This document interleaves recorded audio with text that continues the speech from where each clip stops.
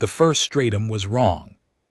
Cathara Voss pressed her secondary thumbs against the scanning membrane and watched the readout dissolve into nonsense for the third time in 40 minutes. She recalibrated. She ran the sequence again. The soil composition at 14 meters should have been silicate bedrock laced with the fossilized residue of a primitive carbon-based civilization, tool fragments, dwelling foundations, the compacted bones of a species that had never left its own gravity well. That was what the conclave's deep archive predicted. That was what 120,000 years of geological modeling guaranteed. Instead, the scanner returned a material signature that did not exist in the conclave's periodic registry. She knelt at the edge of the excavation trench, the dry wind of this dead world pulling at the folds of her environment suit. Around her, the dig site spread across a shallow basin between eroded hills, a landscape so still it could have been a photograph. No vegetation, no water, no movement except the dust devils that spun and collapsed at the basin's far rim. Her excavation team, 11 Dravathi scholars and 4 Palori dig assistants, worked in silence below her, their tools clicking against layers of compacted earth that should have been unremarkable. Cathara had spent 9 years traveling to reach this planet. The Conclave's Bureau of Reclamation had funded the expedition on the strength of a single data point. A survey probe, launched 120,000 years ago during the Conclave's expansion era, had cataloged this world as Class 7 primitive. Carbon-based bipeds, pre-spaceflight. No electromagnetic signature beyond atmospheric lightning. The probe had stamped the file, transmitted its summary across 42 light-years, and moved on. The species had been given a designation subject 7714 Earth and a projected extinction window of 8,000 years. No one had ever come back to check. Until now, Cathara was the Conclave's foremost xenoarchaeologist. She had excavated 11 dead worlds in her career, each one a variation of the same quiet story.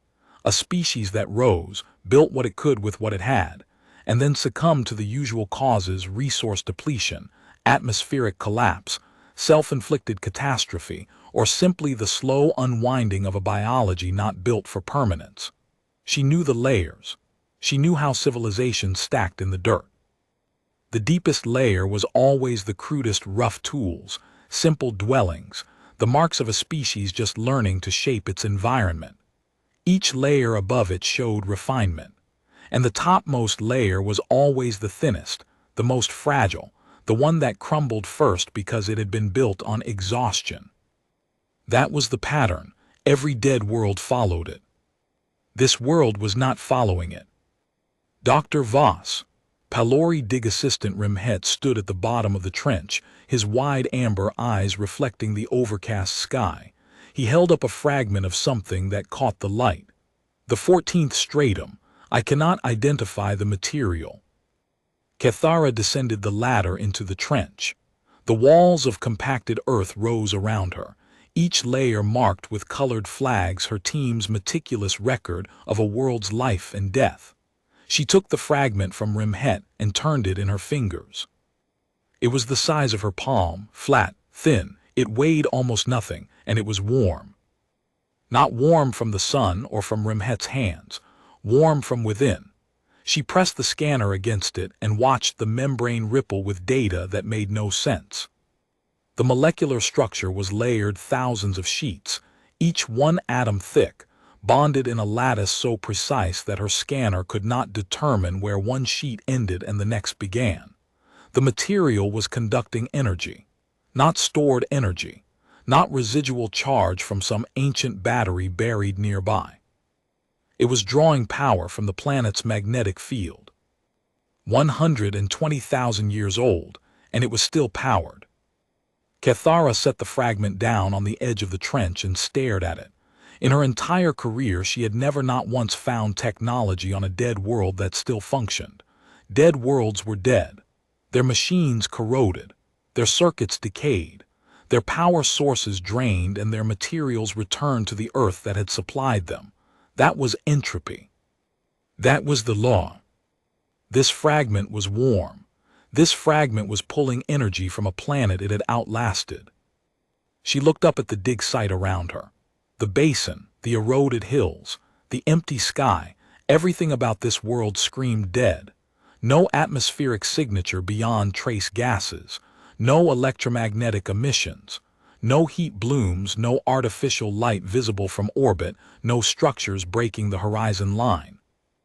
The advanced survey team that had preceded her by 6 months had declared the surface sterile, a world that had been abandoned, or whose inhabitants had perished so long ago that every trace of them had been reclaimed by geology.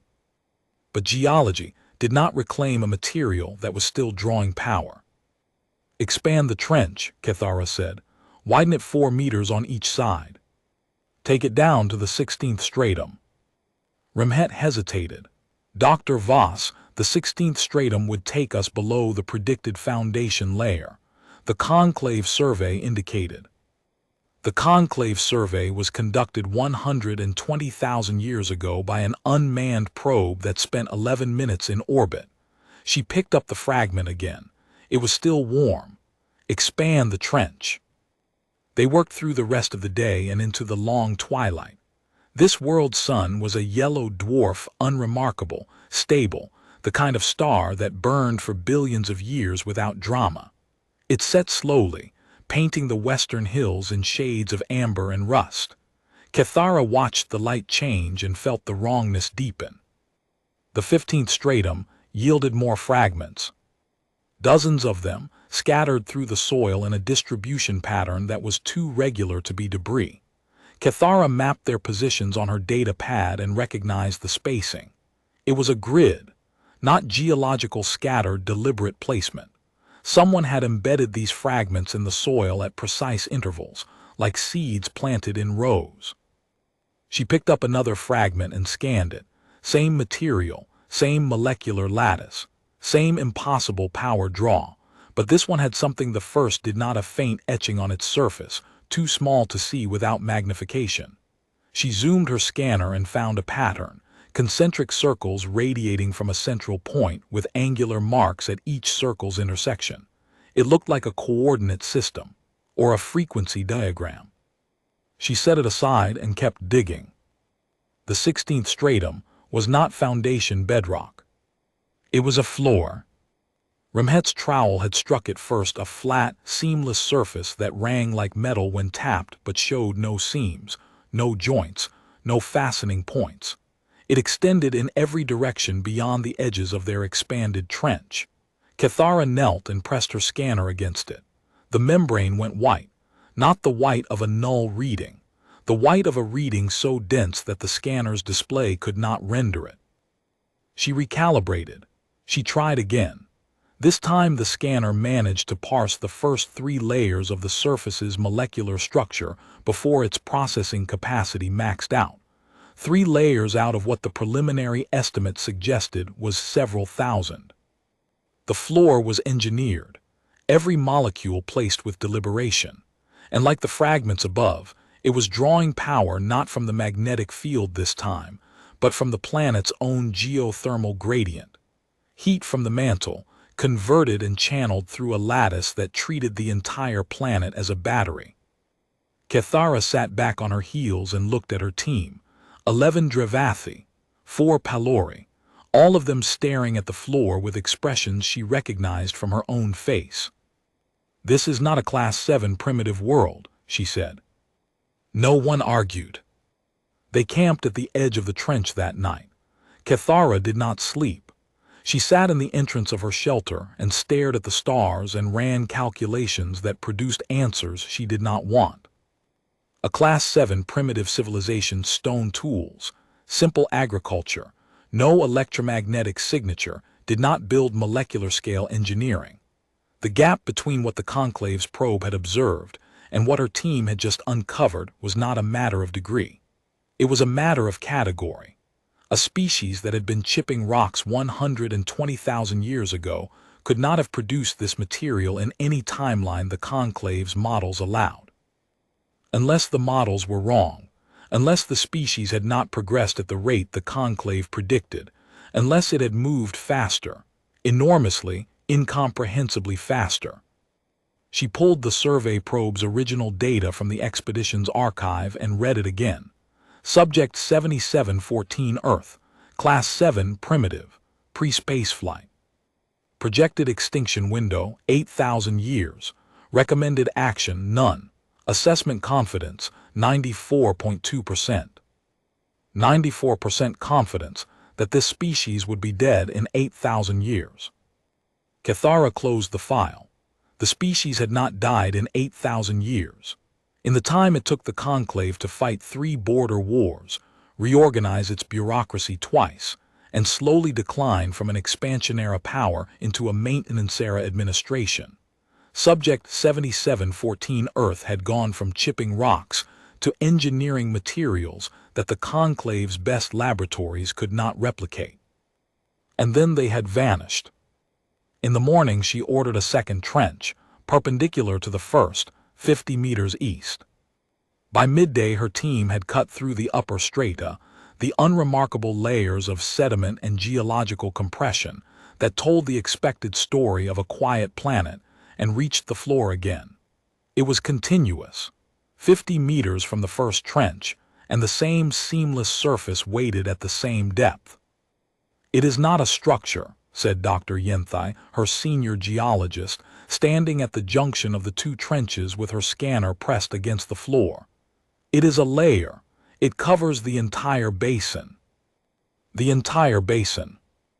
At minimum, I ran a resonance pulse. Yenthai's voice was careful, measured the voice of a scientist delivering data she did not yet believe. The floor extends beyond the range of the pulse, beyond the hills, beyond the valley on the other side. Dr. Voss, the preliminary return suggests it extends for at least 60 kilometers in every direction. Cathara felt the silence of this world settle around her like weight. "Send a drone east," she said. "I want to know how far it goes." The drone flew for 4 hours before Cathara recalled it. It had covered 312 kilometers, maintaining a consistent altitude of 14 meters above the surface, the depth of the floor. Its ground-penetrating radar reported the same finding at every point along its path. The floor was continuous, 312 kilometers, and it had not found an edge. She sent a second drone west. That one flew for 6 hours and covered 481 kilometers. No edge. The floor was under every hill, every valley, every ridge. The entire landmass, perhaps the entire planet, was underlaid by a single continuous engineered surface. Cathara stood at the communications array and composed a message to the Conclave Bureau of Reclamation. Her fingers moved slowly. She was choosing words with the care of someone diffusing an explosive. Preliminary finding. Subject 7714 Earth classification invalid. Surface sterile but subsurface contains engineered infrastructure of unknown scale. Material science exceeds conclave capability. Requesting expanded survey authorization and additional personnel. She transmitted the message. Lightspeed delay to the nearest relay, 14 hours. Response time from the Bureau, days, possibly weeks. She was alone with this. On the 3rd day they found the shaft. Remhet, methodical as always, had been gritting the floor in the original trench, looking for variation in the surface seams, hatches, access points. Anything that might indicate the floor was not merely a layer but a ceiling. He found it 40 centimeters from the north wall of the trench, a circle, 2 meters in diameter, where the floor's molecular structure shifted from solid to permeable. Not an opening, the material was still present, but a section engineered to allow passage when activated. Cathara spent 6 hours studying it before she touched it. She ran every scan in her toolkit. She mapped the molecular shift pattern. She sampled the air around it, no toxins, no radiation, no biological agents. She established that the permeable section responded to pressure specifically, to the weight and thermal signature of an organic body standing on it. It was a door that opened when someone stood on it. Any organic body, Any species. It had been designed to admit whatever walked across this planet's surface. She stood on it. The floor beneath her feet became air. Not liquid, not gas. The material simply ceased to be solid, and she dropped through it into darkness, landing 2 meters below on a surface that was identical to the floor above. Lights came on around her, not the harsh white of emergency illumination, but a warm, steady glow that seemed to emanate from the walls themselves. The color of the light shifted as she watched, cycling through a spectrum before settling on a wavelength that matched the Dravathi visual range. It had calibrated to her eyes. She was in a corridor. It stretched in both directions beyond the range of her helmet lamp, straight and wide enough for 3 Dravathi to walk abreast. The walls were the same engineered material as the floor, seamless, warm, drawing power from the planet beneath them. The air was breathable, not stale, not recycled, fresh, as if the corridor's environmental systems had been maintaining atmosphere for 120,000 years without interruption. The temperature adjusted as she stood there, dropping 3 degrees to match the Dravathi comfort range. It knew what she was. It was accommodating her. Cathara stood in the warm light and felt a sensation she had never experienced in her professional life. Every dead world she had excavated had been genuinely dead. Ruins, fossils, the crumbling evidence of a species that had tried and failed. This corridor was not a ruin. It was maintained. It was waiting. She activated her comm. Rimhet, Dr. Yinthai, bring portable lights and come down, all of you. They descended one at a time through the permeable section, each one landing in the corridor with the stunned silence of people discovering that everything they knew about this world was wrong. Cathara counted them 15 in total, standing in a corridor that should not exist on a world classified as dead. She noticed that the light shifted each time a new team member arrived, briefly flickering through a spectrum before settling on a wavelength that accommodated the newcomer's visual range alongside the existing occupants. When the Palori descended, their eyes sensitive to frequencies the Dravathi could not see, the light found a compromise that served both species. It had been designed for visitors it had never met. "We go east," she said. "Mapping as we move, document everything." They walked. The corridor did not vary, same width, same material, same warm light that seemed to breathe around them. But Cathara noticed details that sharpened as they moved deeper. The floor was not perfectly flat. It had a faint texture underfoot, engineered to provide grip without being abrasive, as if someone had considered that visitors might come from species with different foot structures, and built a surface that worked for all of them. The walls, too, had subtle variation.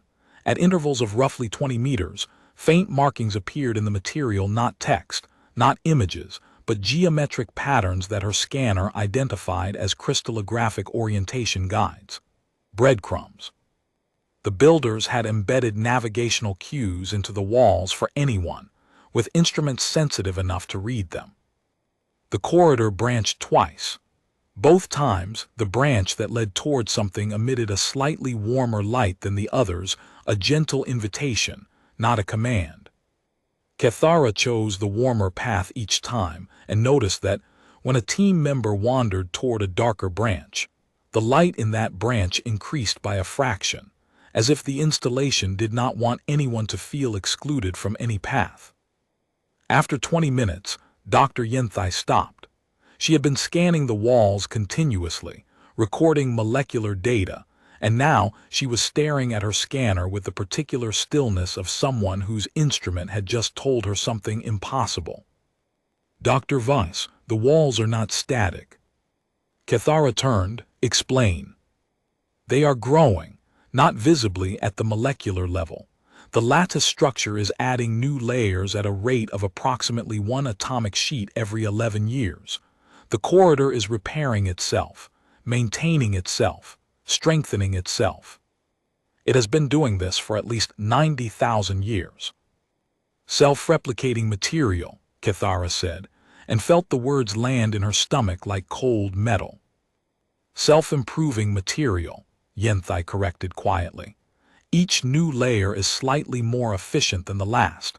The corridor we are standing in is better engineered than it was when it was first built, and it will be better still in 1,000 years. They walked in silence after that. Kethara counted steps. She counted breaths.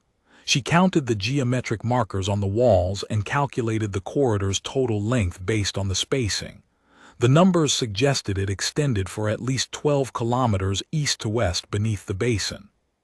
12 kilometers of self-improving infrastructure, maintained for 90,000 years, waiting in the dark for someone to walk through it.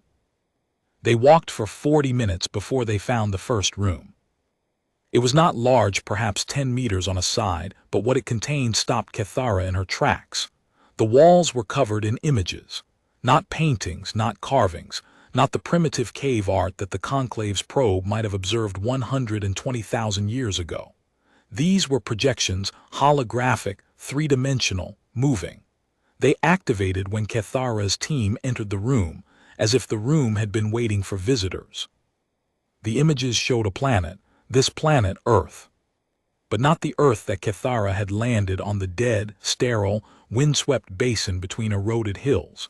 The images showed an Earth that was alive, oceans so blue they looked painted, forests that covered entire continents in unbroken green, mountains capped with frozen water, and rising from the coastlines and the river valleys and the broad plains, cities, not the modest settlements of a Class 7 primitive species.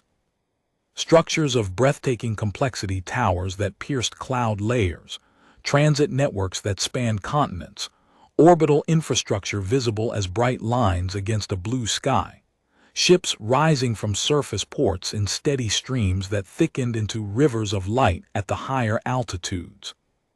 The images were labeled, not in the Conclave's language or in any of the 47 scripts in the xenolinguistic database. In the species' own writing system, angular, precise, efficient. Kethara's translation module worked on it for 11 seconds and then produced a result that made her go still. The labels were dates.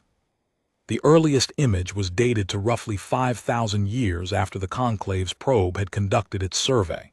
5,000 years. In 5,000 years, Subject 7714 Earth had gone from stone tools and subsistence agriculture to orbital infrastructure and interplanetary transit.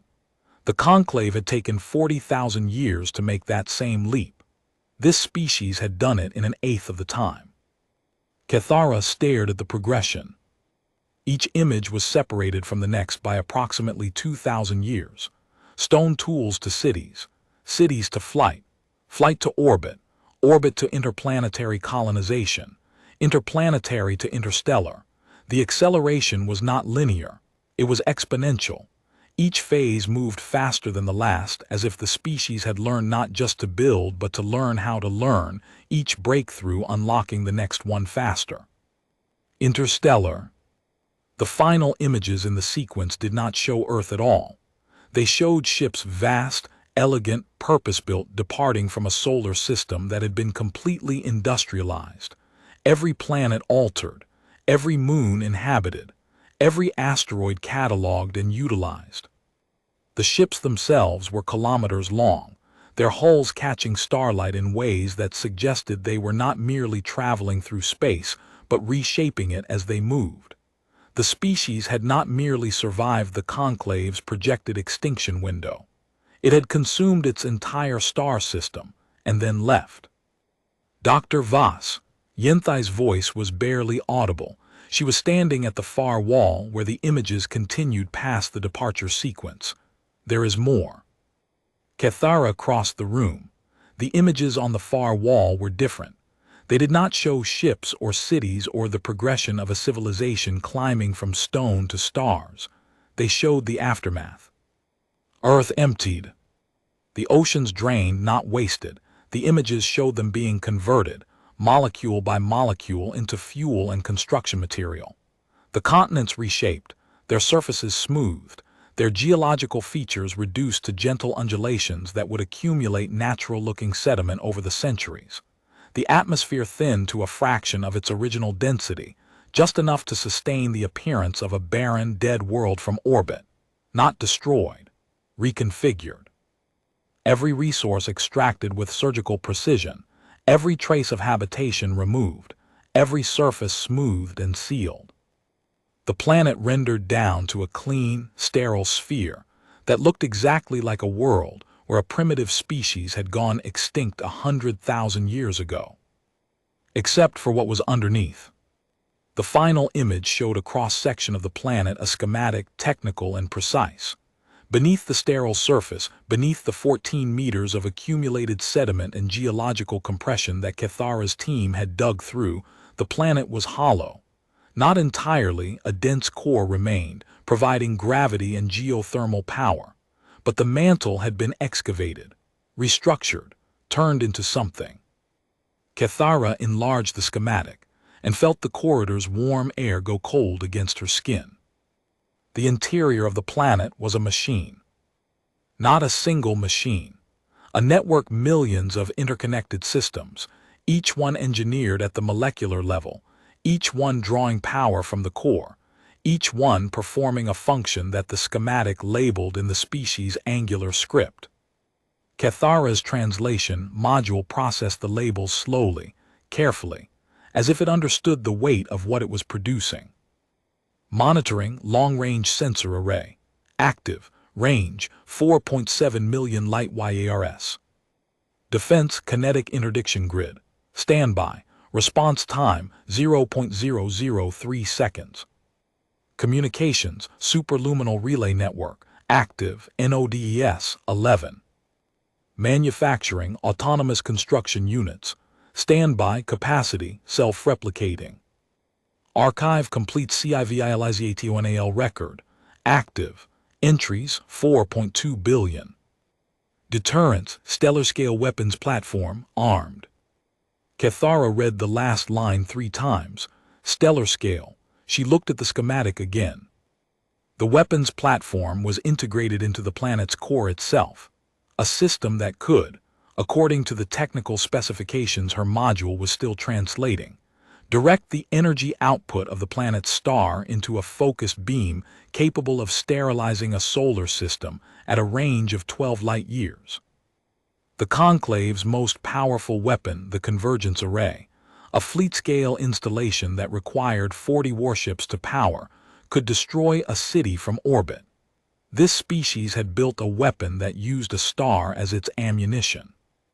The species had not merely left, they had left the planet loaded. She turned to her team. 15 faces stared back at her, their expressions ranging from academic shock to something closer to animal fear. Remhet was gripping his scanner so tightly that the housing had cracked along one edge. Dr. Yenthai's secondary eyelids had closed, an involuntary Dravathi response to perceived mortal threat. "Everyone back to the surface," Kithara said. "Now." They moved. Not quickly. Archaeologists did not run in excavation sites, but with an urgency that stripped away every pretense of academic composure. Kithara was the last one out of the room, and as she left, she glanced back at the images on the wall. The final image, the one she had not yet examined, showed a small addition to the schematic. A label positioned at the top of the cross-section, at the planet's surface. An arrow pointing to their exact location. Her translation module produced it as she climbed back through the permeable section into the sunlight. "Welcome, Center." She stood in the trench, breathing the thin air of a world that was not dead at all, and understood. This was not a ruin. This was not an abandoned settlement left to decay by a species that had moved on. This was a threshold. The species had built the room she had just walked through, the images, the progression, the schematic as an introduction, a guided tour, a carefully constructed sequence designed to take a visitor from ignorance to understanding in the space of a single visit. They had known someone would come. They had prepared for it, not with weapons, not with traps, with a lesson. The thought landed in Kithara's chest like a stone. She ordered the camp secured and transmitted a second message to the Bureau. This one flagged at the highest priority classification her expedition authorization allowed. Revised finding. Subject 7714 Earth is not extinct. Species achieved interstellar capability and departed approximately 90,000 years ago. Planet has been converted to an automated strategic installation. Weapons SYSTMS present including stellar-scale platform. Defense grid present. All systems appear active and self-maintaining. Strongly recommend no further conclave vessels approach this system until full assessment complete. Current expedition appears to be tolerated. Do not jeopardize that. The response came faster than she expected, 6 hours, which meant someone at the Bureau had been waiting for her update. It was 3 words. Hold position, acknowledged. Cathara stared at the transmission log. 6 hours. In 19 years of fieldwork, the fastest she had ever received a response from the Bureau was 4 days. Someone had been watching for her report. Someone had known or suspected that Subject 7714 Earth was not what its file said. She did not have time to pursue that thought, because the second transmission arrived 9 minutes after the first, and it was not from the Bureau. It was from the planetary surface itself. Broadcast on a frequency Cathara's communications array was not designed to receive a frequency so far outside conclave standard bands that her equipment caught it only because the signal was so powerful it bled into every band simultaneously. It overrode her comm system's filters, her encryption protocols, and her priority lockouts. It simply appeared on her screen, as if the planet had reached up and tapped her on the shoulder. The message was in the species language. Her translation module rendered it in real time. Welcome to Earth. We knew you would come back. The conclave survey probe that visited 120,000 years ago was detected, TRACKED, and its transmission intercepted. Your species' home system was identified. Your technological capability was assessed. Your expansion trajectory was modeled. You were never forgotten. Cathara's hands were shaking. She was a scientist. She had spent her career in silence and patience and dust. She did not have a framework for this. She read on. This installation was built for you. Not as a weapon, not as a trap, as a message. You sent a probe to a world you classified as primitive. You did not return. You did not check. You assumed the assessment was correct and you moved on. We did not move on. We watched your probe leave. We decoded its language in 9 of your years. We learned your coordinates in 40. And then we built. Not toward you, not against you. We built for ourselves because that is what we do. But we remembered you, and we prepared for the day you might return. Everything you have seen in the Welcome Center is true. The progression, the departure, the installation, the WEAPONS systems. But the weapon systems are not aimed at you. Cathara stopped breathing. They are aimed at everything else. The galaxy contains 4,712 species capable of interstellar travel. The conclave is one. We cataloged all of them before we left. We assessed their trajectories, their territorial patterns, their conflict histories, their threat profiles. Earth is the anchor point of a network that spans 11 star systems. Each node is a planet converted to the same configuration as this one, an automated strategic installation with full defensive and offensive capability. Maintained SYSTEMS, designed to operate without supervision for 1 million years. The network is not dormant. It has interdicted 14 incursions from 7 species in the 90,000 years since we departed. None of those species attempted a second incursion. Your species is the 15th visitor to this installation. You are the first to arrive with archaeological tools instead of weapons. This is noted and appreciated. Cathara looked at her team. They were reading the translation on their own screens. their faces lit by the pale glow of the text. Remhet had sat down in the dust, his long legs folded beneath him. Dr. Yenthai was standing very still, her scanner forgotten in her hand, her secondary eyelids open again but unfocused. The Palori Dig assistants had moved closer together, a herd instinct Kethara had never seen them display in a professional setting. The message continued. You may remain on the surface for the purpose of study. The Welcome Center contains additional chambers that will activate sequentially as your understanding develops. There is no time limit. You are not in danger from this installation. However, the following information is provided for your government's consideration. The Conclave's current fleet disposition includes 340 warships, 12 carrier GROUPS, and approximately 4,200 support vessels. The Conclave's shipyard capacity, ALLOWS construction of 18 capital-class warships per standard year. The Conclave's territorial boundary encompasses 214 star SYSDEMS. The Conclave's senior military commander is Fleet Marshal DRENATH VOSK, appointed 11 of your years ago. His personal comm frequency is redacted by translation module EXCEDS clearance. Kethara felt the blood drain from her face. They knew the name of the fleet marshal. They knew when he was appointed. They knew his personal comm frequency. This was not a database entry from 120,000 years ago. This was current intelligence. The installation was not just maintaining itself.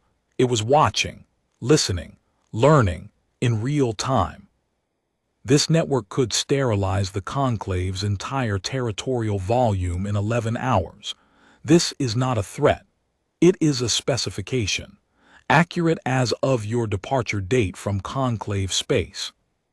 We built this because a probe visited US 120,000 years ago and classified US as primitive. We did not know the probe's intentions. We did not know if the species that sent it would return with archaeologists or with warships, so we prepared for both. The preparation took 30,000 years. The implementation took 40,000. The departure took 15,000. The remaining 35,000 years have been maintenance. We were patient, we remembered, we prepared, and now we are elsewhere doing what we have always done, building. This message will repeat every 24 local hours for as long as Conclave personnel remain on the surface. Additional questions may be submitted through the Welcome Center's communication interface. Regarding the Conclave's survey probe, you were right about one thing. We were primitive when you visited. Stone TOOLS. Subsistence agriculture. No electromagnetic signature. You were wrong about everything else. End transmission. The signal cut. The silence that followed was absolute, the dead world silence that Kethara had mistaken for emptiness when she first landed. She understood now that it was not emptiness. It was patience. The silence of a world that had been engineered to wait, and to watch, and to remember. She looked at the landscape around her, the eroded hills, the dusty basin, the thin atmosphere and the empty sky. Everything about it had been designed to look dead, to look exactly like what the Conclave's models predicted a Class 7 world would look like after 120,000 years of geological aging. The sediment, the erosion patterns, the trace atmosphere, all of it manufactured. All of it calculated to produce exactly one conclusion in the mind of any visitor who did not dig deep enough. Camouflage. The entire surface was camouflage. Beneath her feet, 14 meters down, a machine the size of a planet hummed and watched and waited, its weapons armed, its sensors sweeping the sky, its archives recording every footstep her team had taken since they landed. It had known they were coming before they entered the system. It had watched their ship decelerate. It had calibrated its lights to their visual range, and it had waited until they were ready before it spoke. Dr. Yenthai was the first to speak. Her voice was steady but stripped of its usual academic precision. Dr. Voss, the 14 incursions the message mentioned, 7 species. Yes. None of them attempted a second incursion. Yes. The message said the responses were from automated systems, unmanned. Yinthai's voice dropped. Dr. Voss, we are standing on a world that has fought and won 7 wars without anyone home. Cathara let that settle. An automated defense system that had engaged 7 different spacefaring civilizations over 90,000 years and beaten everyone decisively enough that none returned, without a single living operator. The Conclave could not automate a supply depot without oversight committees. The Conclave's best autonomous weapon, the Sentry-class orbital mine, had a mean failure rate of 4% per decade and required quarterly maintenance. This species had built a defense grid that fought wars on its own for longer than the Conclave had existed. Remhet spoke from where he sat in the dust, his voice thin and careful. The message knew the Fleet Marshal's calm frequency. That is a classified channel, rotated every 30 days. Cathara nodded. They are not running on stored data. The monitoring network is live, has been live for 90,000 years. So they know everything about us, Remhet said. Our fleet strength, our shipyard capacity, our territorial boundaries, our senior officers by name. He paused. They have known all of it for longer than our species has had interstellar capability. They know everything about everyone, Cathara corrected. 4,712 species.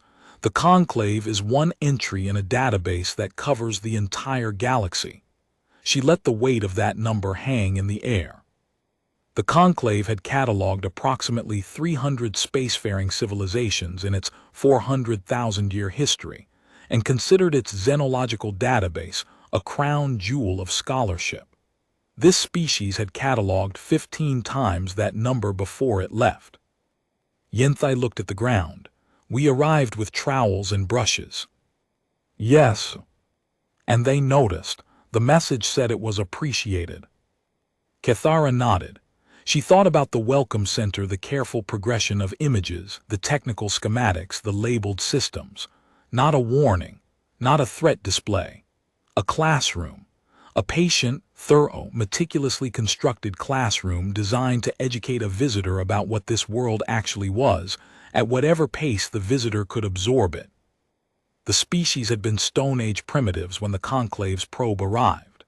In 120,000 years, they had built a network of planetary weapons platforms spanning 11 star systems, catalogued every spacefaring civilization in the galaxy, interdicted 14 military incursions without supervision, and converted their homeworld into an automated sentinel that would function for 1,000,000 years. And they had left a classroom for whoever came next. Not a monument, not a warning carved in stone, not a wall of trophies or a display of conquered enemies. A classroom. Because even after building weapons that could sterilize the Conclave's entire territory in 11 hours, the species' instinct had been to teach. That more than the weapons, more than the stellar-scale platform, more than the galaxy-spanning network, was what made Cathara's hands shake. She picked up the fragment from the trench's edge, the first piece they had found, the one that was still warm in her hand, still drawing power from the planet's magnetic field. She turned it over and looked at the etching she had noticed earlier, the concentric circles, the angular marks.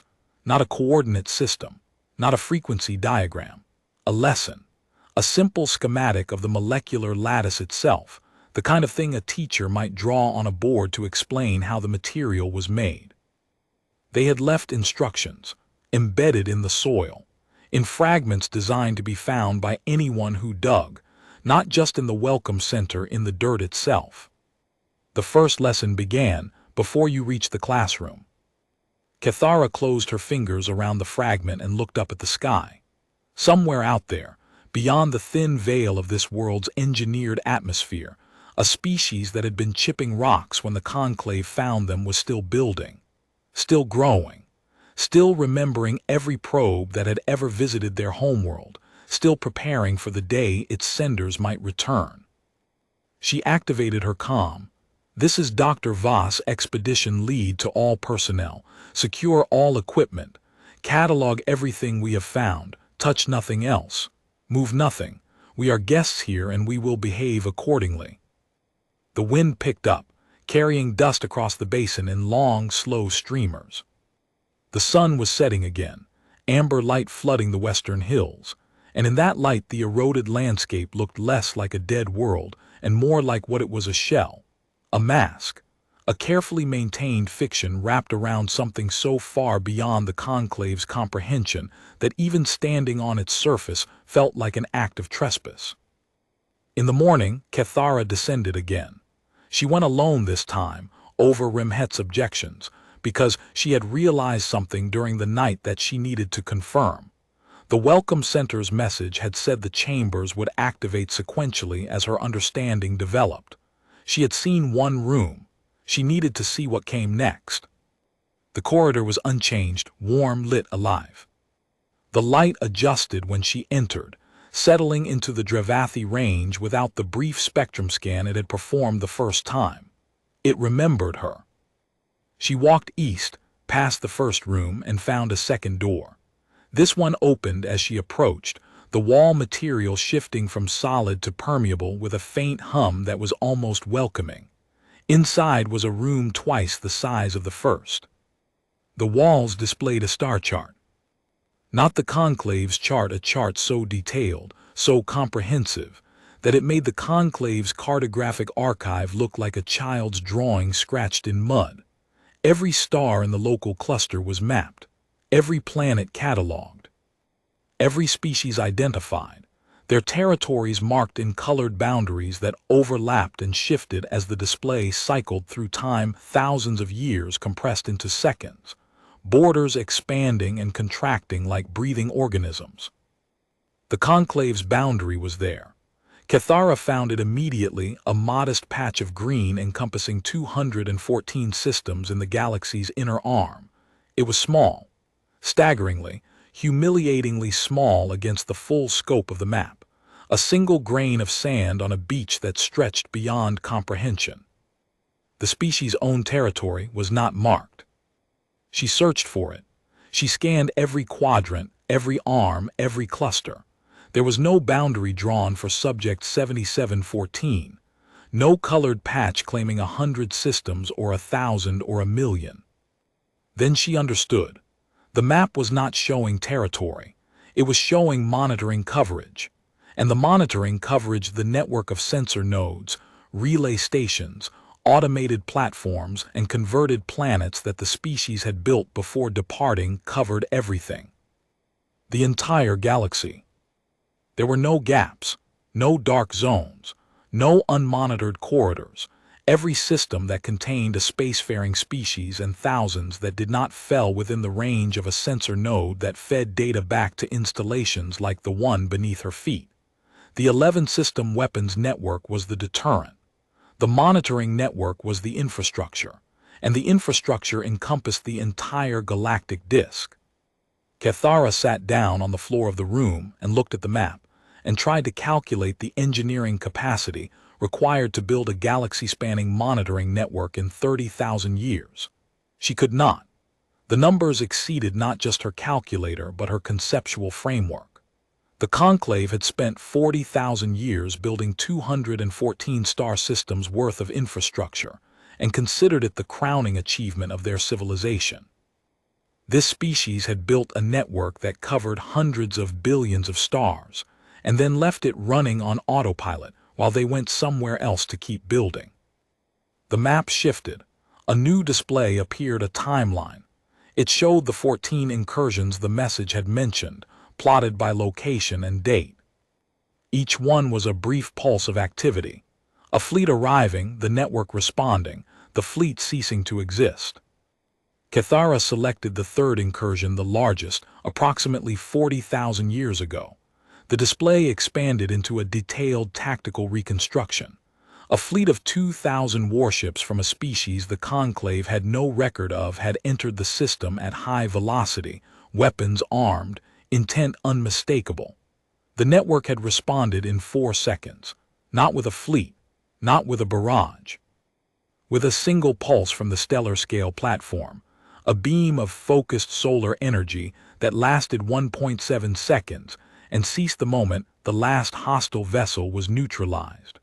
1.7 seconds to destroy 2,000 warships. The beam had been precisely calibrated to avoid damaging a mining colony on a nearby asteroid that belonged to a third, uninvolved species. The precision was what shook her, not the power. She had understood the power since reading the schematic. The precision. The automated system had not merely destroyed the threat, it had considered collateral. It had identified a neutral party's mining colony and adjusted its response to protect it. 90,000 years without a living operator, and it was still making ethical calculations.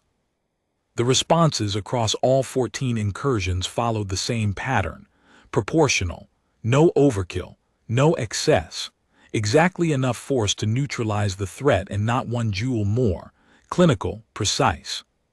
The automated response of a system designed by engineers who understood that waste was failure, and that cruelty was a form of waste. The 15th marker was her own expedition. It was colored differently from the others, blue instead of red. The label read, "Archival Visit, no response required." She stared at that blue marker and felt something shift inside her. Not fear, she had been afraid since the first fragment. Not awe, she had moved past awe in the welcome center. What she felt was something older, something she associated with her earliest days as a student, when she had first understood that the universe was larger than any single mind could encompass. Humility. The species had not merely surpassed the conclave, it had surpassed the concept of empire. The conclave held territory, defended borders, fought wars over resources and influence, and measured its worth in systems controlled. This species had moved beyond all of it, beyond territory, beyond borders, beyond the need to hold or defend anything. It had built a network that watched everything, defended its strategic points automatically, and then freed itself to do the only thing that mattered to it. Keep building. The third room opened when she left the second. This one was small, barely 4 meters on a side, and it contained a single object on a pedestal in the center. Cathara approached it carefully, her scanner raised, her breathing shallow. It was a stone. Rough, unworked, a piece of gray flint with one edge chipped to a crude blade.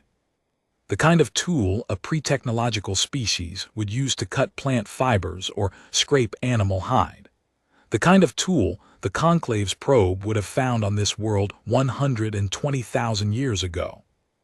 It sat on a pedestal made of the same molecular scale material as the floor, the walls, the corridor, a material so advanced that the Conclave's best laboratories could not replicate it, could not even fully analyze it. And in front of the pedestal, a label glowed in the species' angular script. Cathara's translation module rendered it. Where we started. She stood in the small room and looked at the stone tool and the pedestal and the walls that hummed with power drawn from the core of the planet, and she understood the message. Not the text, the message. The stone tool and the planetary weapons platform, the chipped flint and the galaxy-spanning network, the same species, the same hands, 120,000 years apart. Where they started, where they arrived, and the distance between, which was not measured in technology or power or territory but in patience, in memory, in the slow, relentless refusal to remain what someone else had decided they were. A conclave probe had visited and classified them and moved on. They had looked up at the sky where the probe had gone, and instead of forgetting, instead of accepting the classification, instead of dying on schedule the way the model predicted, they had decided to answer. Not with a transmission, not with a protest, with 120,000 years of work. Cathara reached out and touched the stone. It was cold.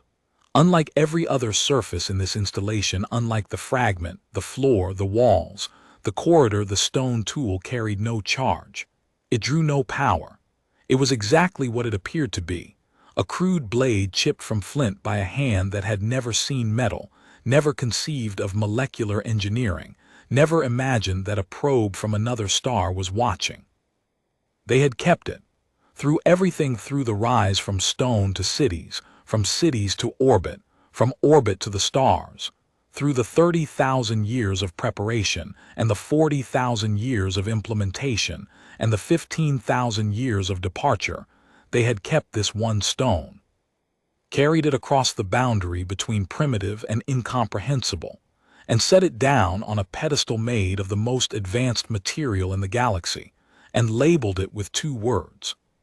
Where we started. It was not a boast, it was a promise, a declaration that no matter how far they went, they would never forget where they came from, and in leaving it here in the Welcome Center, they had made it a gift, proof that the distance between a chipped stone and a stellar-scale weapons platform was not unbridgeable, proof that it could be walked, proof left for anyone willing to make the journey. Cathara left the room. She walked back through the corridor, past the star chart, past the Welcome Center. The lights dimmed gently as she passed, not shutting off but settling into a lower state, a system conserving energy until the next visitor arrived. She climbed through the permeable section into the light of a new morning and stood in the trench for a long moment, breathing the thin manufactured air, feeling the warmth of the fragment in her pocket against her thigh. Her team was waiting at the trench's edge, their faces turned toward her. Remhet had a field ration in his hand, untouched. Dr. Yenthai was sitting cross-legged on a supply crate, her scanner open on her lap, recording nothing. There are more rooms, Cathara said. They open in sequence. Each one teaches something. Teaches what? Remhet asked. Cathara thought about the stone tool on its pedestal, the label. The corridor stretching east into the planet's interior, leading to rooms she had not yet earned the right to enter. Who they were, she said, who they became, and what they left for anyone patient enough to look. She transmitted her final report to the Bureau that afternoon. It was long, detailed, and, she suspected, futile. The Bureau would need years to process the implications, and by then the information would have filtered through the conclave's bureaucracy into something manageable, something that fit the existing models, something that did not require the entire civilizational framework to be reconsidered. But the last paragraph was personal. She wrote it for herself as much as for the Bureau. The species-designated subject 7714 Earth was classified as primitive based on an 11-minute survey conducted 120,000 years ago. In the intervening time, they built what we cannot yet fully describe. The installation beneath this planet's surface is not a weapon, not a monument, not a warning. It is a library, a school, a gift left for whoever was willing to dig. They knew someone would come. They prepared 4 centuries. And the preparation, this is the part that I find most remarkable and most difficult to convey in a bureaucratic report. The preparation was not hostile. It was generous. They could have left a bomb. They left a classroom. I recommend the conclave send students. She set down her comm and looked at the basin one more time. The dust, the hills, the empty sky. The silence that was not empty at all but full of patience, full of memory, full of a species' quiet insistence that what mattered most was not what you built or what you could destroy, but what you left behind for the next mind willing to learn. The fragment was still warm in her pocket. Somewhere unimaginably far away, its makers were still building. And beneath her feet, their first classroom waited, its lights on, its doors unlocked, its lessons arranged in careful sequence from stone to stars, patient, prepared, and ready for the next student, whoever they might be, whenever they might arrive. The Welcome Center kept the lights on. It always had.